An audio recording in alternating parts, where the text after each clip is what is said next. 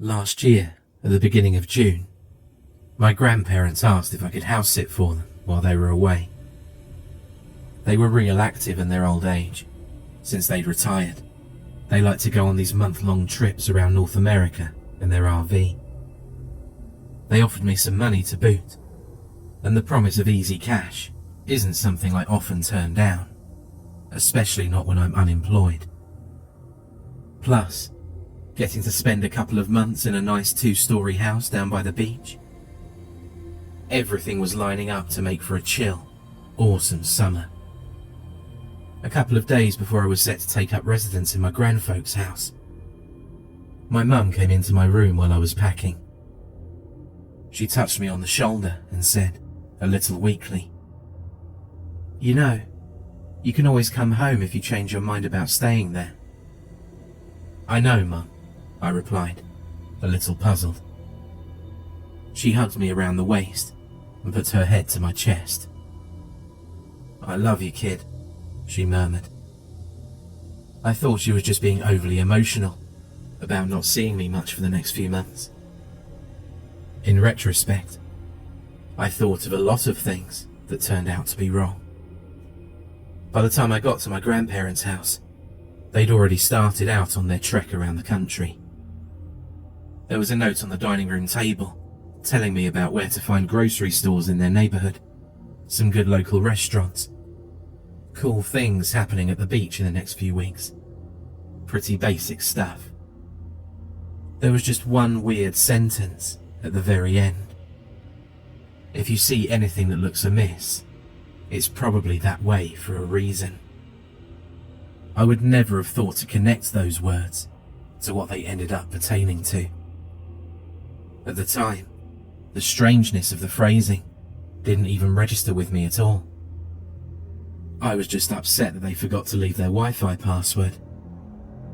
Then I remembered that they still use DSL, and that I'd have to plug my laptop into a cable to just be able to connect. What is it about even the hippest grandparents being just behind the times enough to always leave at least one inconvenience when you go and visit them? The first night at their place was pretty chill. I watched some TV and strolled around the neighborhood. It's one of those part beach, part forest kind of places. Like someone stapled Brighton Beach into the middle of Montana.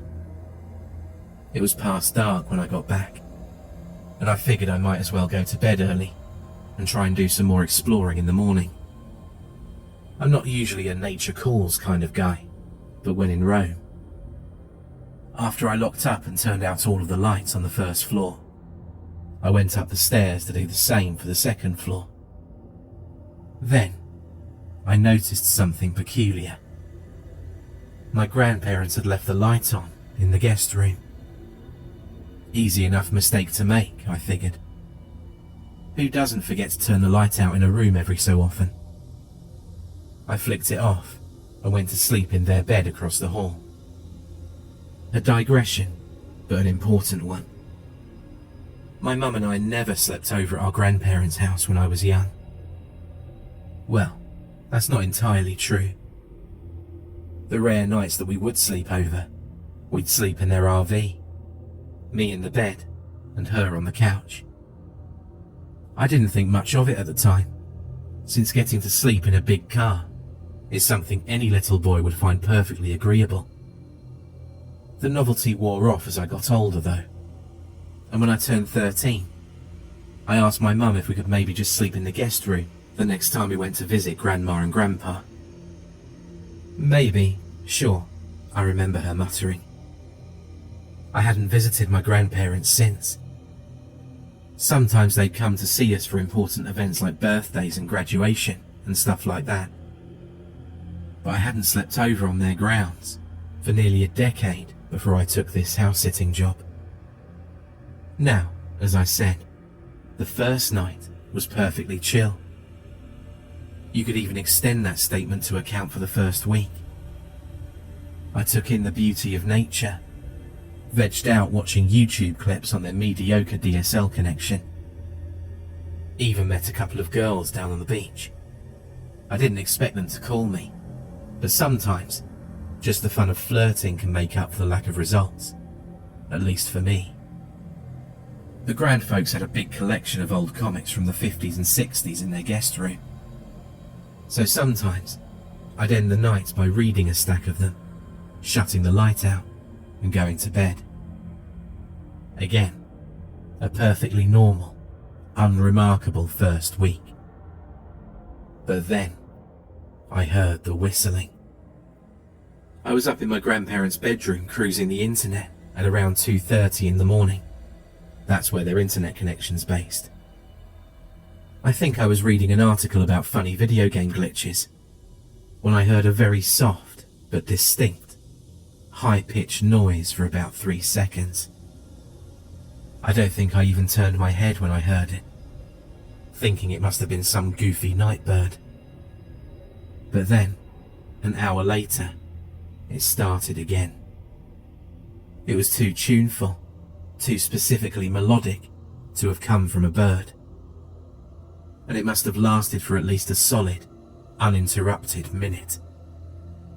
I thought maybe an ad was playing on my laptop, but I checked the speakers and they were turned off. Right as I started to rise out of my chair, the whistling faded out, almost like an inappropriate laugh does. I closed my computer, locked the door of the room, and went to bed, unnerved. The next couple of nights, I'd gone to sleep early, but 4 nights after I heard the whistling sound the first time, it happened again. I was lying in bed awake at 2:45, trying to get to sleep, when the same tune as before started looping. It was a bit louder than last time, and it didn't stop. I knew I wasn't imagining it. It was responding to the acoustics of the hallway, the same way I heard any voice do the same when I was younger. The sound wasn't only real, it was in the house, right on the other side of the wall. I was rigid in bed, too freaked out to even breathe, until the sun came up after a grueling 5 hours. Where have I heard that song before? Was the only thing I had in my head when I woke up from a miserable sleep. I walked around the beach whistling it to myself in frustration for a couple of hours, before it finally hit me. Sitting on the dock of the bay by Otis Redding. Something in my grandparents' house had been repeating the whistle refrain from that song all night long. I went back immediately and checked all of the windows on the second story. They were locked tight. My grandparents had a security system, so I couldn't imagine anyone getting in very easily. But even if someone had broken in, they didn't take anything. Who would go to the trouble of bypassing a security system just to walk up to the second floor, stand in one place, whistle that song for hours, and then leave when the sun came up? Unless they didn't leave. I ran down to the kitchen to grab a knife, and then scramble searched every room and every closet, looking under every bed, checking behind drawers and under the couch and behind the TV. Nothing to suggest that anyone besides myself had been here over the past couple of weeks. Nothing except the whistling. That night, I mustered my courage and decided to try something. An experiment. I stayed on the internet until around 3 a.m. Sure as shooting, I started to hear the whistling again. And just like last night, it was the same song. Louder than it was the previous night. Now, almost to the volume of a full, normal voice. After the refrain was repeated a couple of times, I matched the whistle. As soon as the first half of the riff ended, I whistled, as clearly as I could manage, the second half. After I matched the whistle, there was silence for a moment. Then, the whistling came back, but it wasn't that song anymore, and it wasn't quiet. It started out as an even pitch, very low, lower than I thought it was even possible to whistle. Then, slowly, the pitch rose over the course of a couple of minutes, higher and higher and higher, until it turned into a piercing shriek. It wasn't an even tone now. It was stop and start. Almost like someone was belting it out between short, sharp breaths. And it was ear-splittingly high. Worse still, the noise got slightly louder and slightly quieter over the course of the night, in rapid intervals, which led me to believe that whatever was doing this was running up and down the hallway, passing in front of my room every few seconds. But I never heard footsteps, and I never saw a shadow under the door. This furious, oscillating scream lasted for hours and hours. I sat in the far corner of the room, clutching my knife and covering my ears, keeping my eyes clamped shut. Right as I was considering doing something to myself, just so the noise would stop tormenting me, the sun began its ascent over the beach, and the siren noise faded away. I slept for 3 useless, nightmare-riddled hours. I knew my mum had lived in this house until she was old enough to leave home.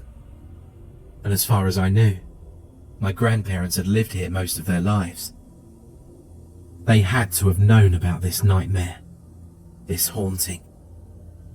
How had they been able to tolerate it? And if they knew they had some horrible paranormal entity residing on their grounds, why had they kept asking us to come back over and over again throughout the years? These were the questions I asked myself all day. I tried to spend as much time on the beach as possible, even tolerating the overpriced burgers at the snack shack, just so I wouldn't have to go back to the house to make something. In my mind, I reasoned that my mum and grandparents had to have done something to make that place livable. They had to have found a way to coexist with whatever it was that lived there too. Then I remembered the light in the guest room. Everything made sense all of a sudden. I went back and turned the guest room light on. Just for safety, I turned on every single light on the top and bottom floor. My understanding of whatever this thing's logic was led me to think that it couldn't come out if there were lights on. And since it lived in the guest room, it wouldn't be able to leave if the lights were on everywhere. Even though I'd have to adjust to sleeping with the lights on in my grandparents' room. I figured I'd found a way to make this thing's presence a non-issue. My grandparents could deduct the whomping electric bill out of my salary for all I gave a damn. It happened later than it had before, at 4 in the morning, and at a boisterous volume. The next song it decided to whistle was the vocal melody to My Favourite Things from The Sound of Music. That moron. Not only did it change its tune, it lulled me into a false sense of security, thinking that I'd had it beat after it failed to show up at the same time it had in the past. But it whistled, and the lights burned on, and the sun rose, and I gave serious thoughts to drowning myself in the ocean. Maybe it was a mistake to have engaged with it, and that was why it wouldn't leave now, even with the lights on. Maybe when I addressed it, I invited it into the house proper. I never figured it out for certain, because I was never able to make it stop. I didn't make the mistake of responding to it for a second time, so it never changed the song again. And it always started at around 4 in the morning. The same song, all morning, every morning, as performed by a murderous, wrathful spirit. For a while, I came up with a consistent way to bypass it. I just go to sleep early and pray to God that I wouldn't wake up between 3 and 4. And that actually worked for a little while. If I went to bed at around 10 and slept through the night, I didn't hear the whistling and no harm came to me. For the most part, this idea worked out for me for a couple of weeks. However, one morning at around 9 AM in the middle of July, I woke up and my door was open by just a crack. I'd shut and locked my door every single night for a month. I remembered the sound of the door shutting and the lock clacking every night before I went to bed, including the nights when the thing had opened it. Did it stare at me while I slept? Did it sing me a lullaby? This was the last straw. I sat up and broke down crying. I'd run out of strategies, I'd run out of battle plans, and I'd run out of appeasements. Now the thing was just toying with me, mocking me, showing it could get to me whenever it wanted, asleep or awake, lights on or lights off. I asked what it wanted in agonized terror, screaming at the top of my voice. Nothing responded, of course. It was the morning, and the thing wasn't out and about yet, to my knowledge. Groggily, miserably, I dragged myself out of bed. When I got to the hall, I saw that the door to the guest room was cracked open as well. I'd kept it closed, locked from the outside for the last month, like I had done for every other room. Why did it open that door too? What could it? Oh, of course. I understood. I had a normal day. I ate my breakfast. I strolled through the woods. I took a great picture of the sunset over the ocean.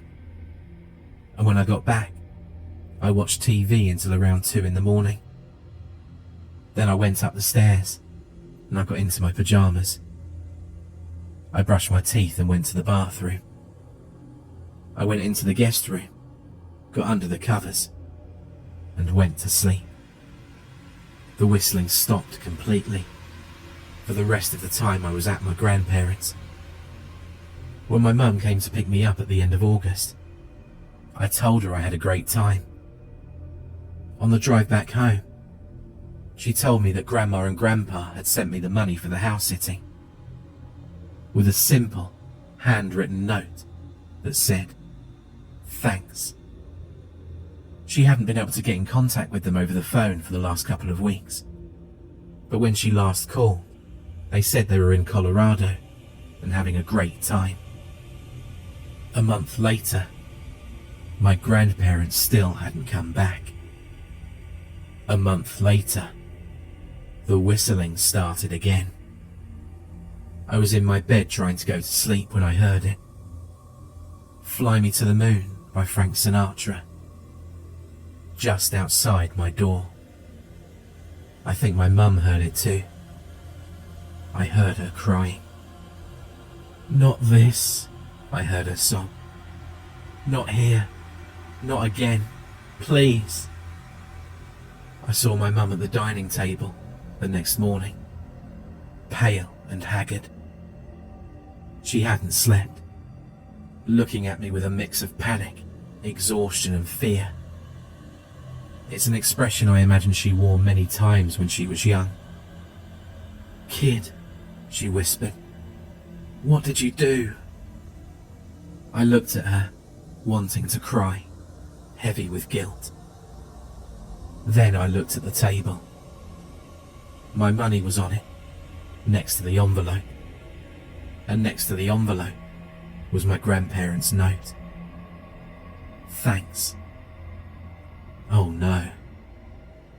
I suddenly understood why they'd invited us to sleep over so many times, all those years ago. Why they always tried to make the guest room look so clean and nice for us. Why they always assured us it was the most comfortable bed in the house. And I also understood why. I was so very sure that they would never come home from their RV trip for as long as they lived. For more terrifying creepypasta horror stories, check out the playlist or the video on screen.